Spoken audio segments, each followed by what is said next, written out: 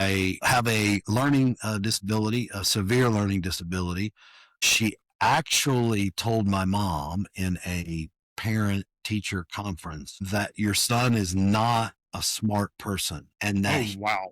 he will never, ever, ever graduate high school. But what I learned from that was, unfortunately, David, you are going to have to work harder than anyone else. I think it's so key that we play to our strengths and don't try to fix everything that's wrong with us. His name is Russ. He bought that mic, and now he's got a podcast show. When I graduated high school, I was going to get a job and work. I was not going to college. That was not an option. I hated school. School hated me. It was not a good mix. And I started selling motorcycles. Well, first of all, actually, I worked for a Nissan Subaru dealership in the mechanics part, learning to be a mechanic. And I had a sister that would come and see me every week, take me to lunch and tell me that I needed to put a plan together, as Russ says, for my life. And then I sold motorcycles at a motorcycle dealership, and it was great times. I would sell motorcycles and go race motocross on the weekends, and life was good. During this time, I actually interviewed with a big company, and they offered me a job for a nice sales job. And I want to correct Russ. Russ said that I'm not in the sales industry. I believe that everyone is. Everyone is in the sales industry. Okay. Whether you're a nurse, a doctor, a lawyer, you have to sell yourself. So I think we all are salespeople. But anyway, I grew up in a sales family and have the ability to talk to others. And so they made me an offer, and I was going to accept it. I came back from Washington, D.C., where the interview was, and actually had dinner with Russ, his sister, his mom, and dad. And his dad asked me, "What did you do today?" And I said, "I went for an interview with this company," and told him about the job and the offer. And it's a wonderful offer. And he said to me, "Well, David, if they offer you jobs now, they will offer you jobs after you get an education. You need to go get your education." And when Russ's dad speaks, it's like one of those things that you must listen, right? Yeah. And so I all of a sudden found myself in college, and yes, and studying environmental science. And so anyway, we were talking family. Yeah. So I Well, graduated. we're still talking family. Yeah. So during college, I fell in love with my college sweetheart, who was from Charlotte. And after college, we made an agreement between the two of us that we would not get married until we both had graduated school. We then were married after school, and I was married to her for 25 years and have two wonderful children, a Yes, you daughter do. that's 26 and a son that's 24. Mm-hmm. My son actually lives close to Russ in Charleston. When I helped him move down there, I said, "Son, you'll never live back here." And he said, "Why?" And I said, "Because you're moving to Charleston, right? You're going to fall in love with that place." And he has. And then my daughter lives close in Charlotte. Yeah. And I adore your children. I don't know Grace very well, but I know Harry pretty well. And Harry worked for me for close to a year as my part-time admin assistant. And he's just such a solid person. He's smart. He's willing. He actually 2 weeks ago helped me run an open house because I had two open houses and I can't be in two places at the same time. And so he was the first person I thought, and I was, God, I hope he says yes. And he was like, sure. And he shows up in a white shirt and khaki pants. I tried to give him a notepad and a pen. He held up a notepad and a pen. I said, because you've never done an open house before. He said, but you texted me and said, I need to get people's information. And I was like, all right, here's the door code. I'm going to go to the other house. There you go. We had a great day. It was good to see him. Yeah. And I am definitely blessed. I have two amazing children that I give my ex-wife 100% credit. She did a great job at being there. not 100%.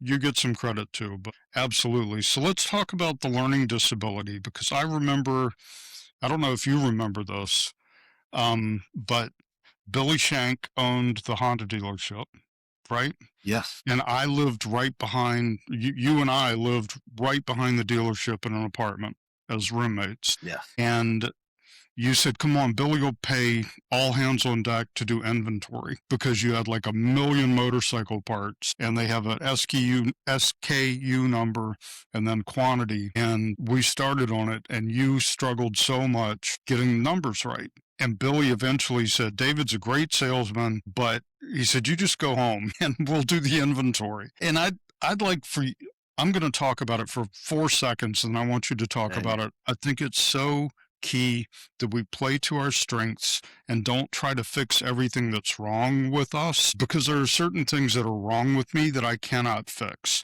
So I overcome that by just going hard on my strengths. And I had a mentor who taught me that, and go more than 4 seconds. So an example is when you get your kid's report card and it's A, B, C, D. What do most parents focus on? It's like, D, why is this a D?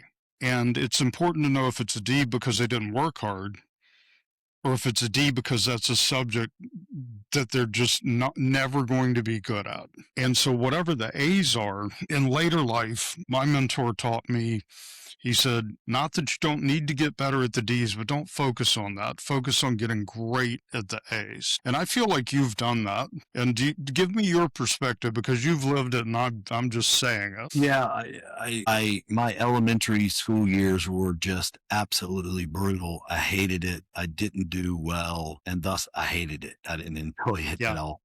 Right. It was brutal. And by the 6th grade, my mom says, something is just not, because she would help me with homework, right? And Right. so they got me into an educational consultant, and he evaluated me and said that I had a reading issue called dyslexia, where I see things backwards or I skip lines when I'm reading. And so I would go to school, and then I had homework with this educational consultant for like 2 years, where I had to read books and record myself, and then go back and listen to myself reading them and follow with a finger, so that, I don't know. I think he was, I don't know. It was, I've thought about that a lot.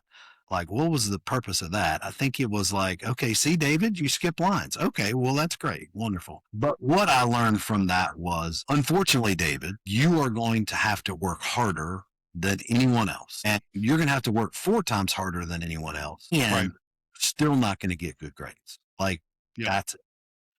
And so from 6th grade on in my education, my parents said, I don't care what you get as long as you work hard. And I love that. I love your mom and dad, by the way. And they rest in peace, but absolutely. they were amazing people. Yeah. Yeah.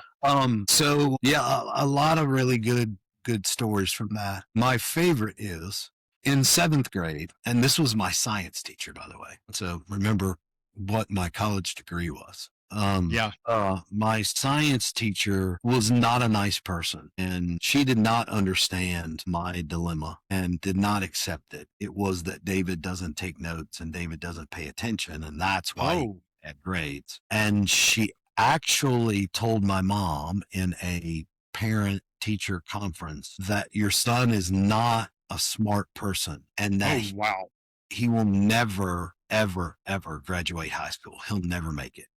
Oh, wow. And my mom never told me that, or at the time didn't tell me that.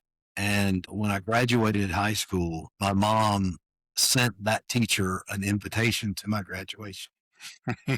So that's a mom for you, right? And when I graduated college, she also got an invitation for that too. Man, we're both going to cry. It's going to happen. Gotta stop. So anyway, and the crazy thing about it is, I really didn't know. I didn't notice that anything was different. Until really college, and it wasn't related to studying or school. It was driving down the road.